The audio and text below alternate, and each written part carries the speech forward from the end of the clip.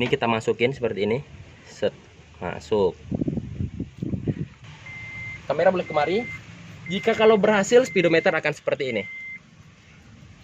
Seperti ini. Kalau speedometernya ataupun kita berhasil mereset ECU, dia akan seperti ini.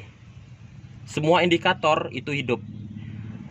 Assalamualaikum warahmatullahi wabarakatuh. Apa kabar buat teman-teman viewer saya semuanya, teman-teman subscriber saya semuanya. Mudah-mudahan teman-teman diberi kesehatan oleh Yang Maha Kuasa, dimurahkan rezekinya, didekatkan ke rezekinya, dan jika ada pun yang sakit, mudah-mudahan teman-teman diberi kesehatan oleh Yang Maha Kuasa. Oke, langsung aja ya. Hari ini saya ingin memberikan tips atau tutorial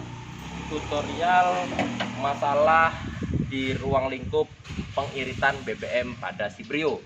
Trik ini bisa dilakukan oleh kepada Jazz, BFV, HRV, Mobilio. Itu setahu saya ya kalau untuk merek Honda. Kemudian setelah itu di sini yang pertama kita otak-atik itu di bagian saringan hawa, kalau bahasa umum ya, saringan hawa atau udara masuk. Di sini ada yang namanya sensor IAT. Ini sensornya. Ini soketnya, kita buka, ini sensornya. Jadi apakah ini sensor IAT ini gunanya buat apa? Sekedar pemberitahuan buat teman-teman secara singkat saja. Jadi secara simpelnya itu, ini sensor membaca suhu udara pada ruang bakar, pada udara masuk yang masuk ke dalam saringan hawa. Di sini ruang masuk udara dari sini set masuk melewati sensor IAT.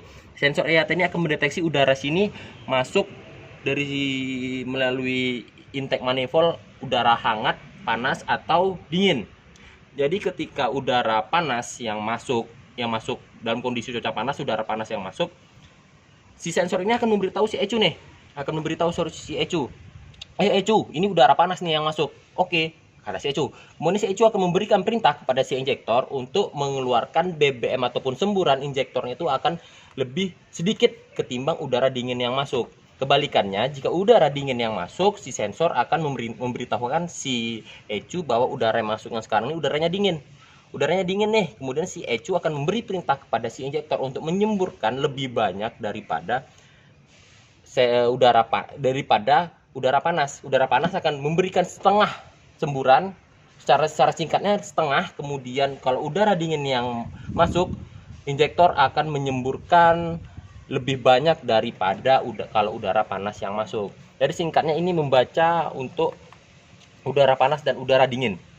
Nah, ini akan kita ganjal. Kemarin sempat viral masalah mengganjal sensor IAT.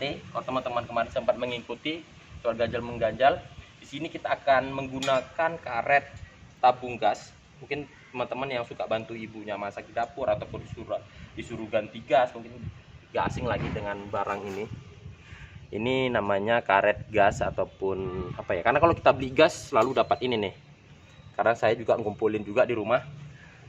Jadi karet ini akan kita ganjal di sensor IAT ini. Sensor IAT ini nggak ada drat, nggak seperti baut, dia hanya main celup aja. Ini bisa digoyang-goyang, kemudian kita tarik.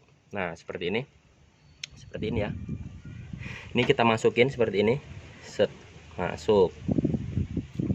Nah, ini seperti ini harus padat. Kemudian setelah ini kita masukin kembali ke dalam intake manifold, cemplungin saja, sedikit diputar-putar agar posisinya padat. Oke, setelah itu kita pasang lagi soketnya. Oke, sip. Jadi trik ini kemarin saya sudah nyoba. Di hari Kamis. Hari Kamis itu emang ada sedikit perubahan di bagian tarikan. Saya akui emang sedikit berubah di tarikannya. Kemudian setelah ini saya ingin mereset ECU. Jadi teman-teman yang pernah mengalami yang namanya permasalahan di sensor-sensor ataupun di permasalahan di Honda ini, sering permasalahan RPM itu di angka 2000-3000 RPM tinggi. Di RPM tinggi ketika selesai di tune up di bengkel-bengkel pinggir jalan yang tidak menggunakan alat scan. Jadi kemarin saya ada beberapa baca forum, dia bermasalah dengan RPM-nya di atas 2000, kondisi mesin idle. Jadi saya akan mereset setelah kita pengganjalan ini, kita akan mereset ECU si Brio kembali ke settingan pabrikan. tidak begitu sulit, tidak begitu susah. Seorang awam, orang baru yang tidak begitu ngerti dengan mesin akan bisa melakukannya. Langsung aja kita kemari, kameramen boleh mendekat. Jadi untuk meresetnya itu tidak begitu sulit. Sini menggunakan 3 item, satu item tombol kunci kontak, kemudian tombol lampu, kemudian tombol odometer. Sini akan kita pertama langsung kita masukin aja tuh kuncinya. Ingat, putar 1 kali, jangan diputar langsung hidup instrumen speedometer, kita putar 1 kali. Langkah kedua kita tekan ini speedometer, jangan dilepas. Yang ketiga kita putar lampu kota 1 kali saja, lampu kota, jangan lampu besar ya. Kita putar 1 kali, set. Kemudian kita putar lagi untuk menghidupkan mesin. Kita matikan, hidupkan, matikan, tekan tuh 2, 3. Kamera boleh kemari. Jika kalau berhasil, speedometer akan seperti ini. Seperti ini. Kalau speedometernya ataupun kita berhasil mereset ECU, dia akan seperti ini. Semua indikator itu hidup. Kemudian kita matikan. Kemudian kita start. Seperti biasa.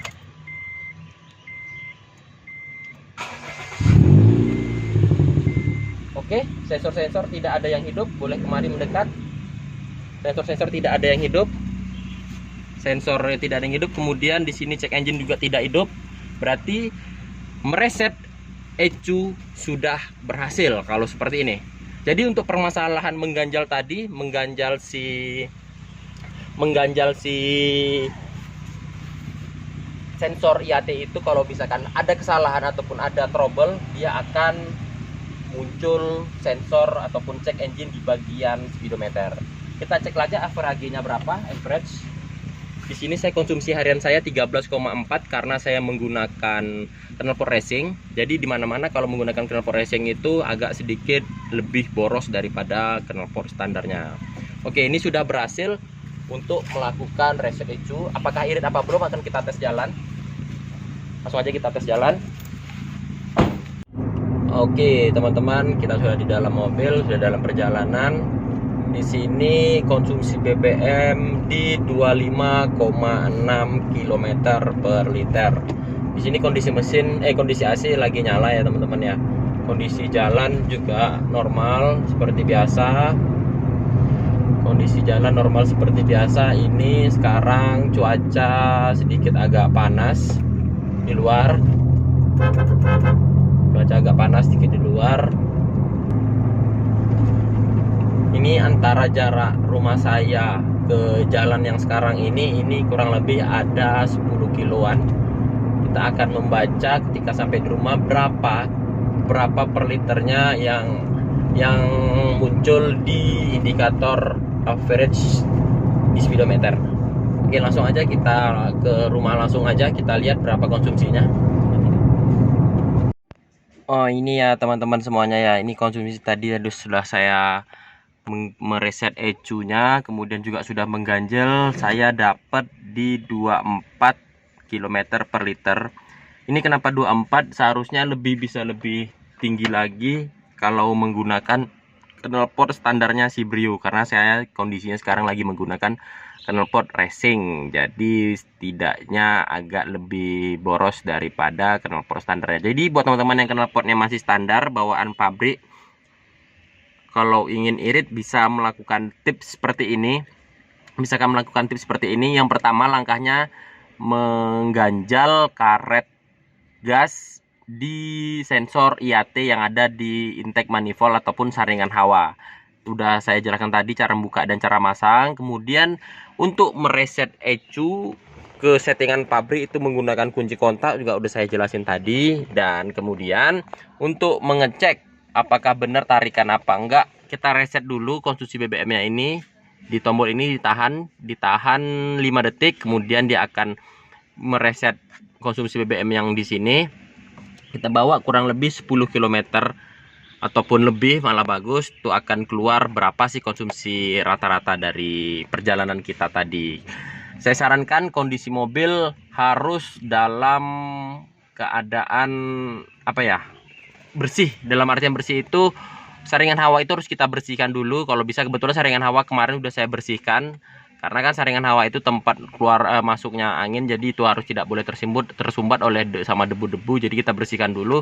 Ketika sudah bersih semuanya, baru kita tes jalan, kurang lebih jalankan 10 km ataupun lebih boleh.